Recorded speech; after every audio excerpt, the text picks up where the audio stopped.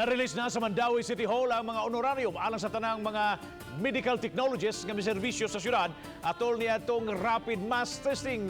Kahinumduman ang kahugpungan sa mga medical technologists una nang nanghangyo sa mga local government units nga i-release na ang ilang honorarium. Sa Mandawi City, mila na itong 15 kaadlaw ang strategic rapid mass testing.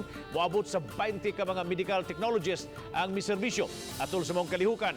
Matod ni Attorney Giovanni Tianero, budget officer sa syudad, ganitong Lunes sa hapon na-release na ang suhulan alang sa maong mga medical technologist.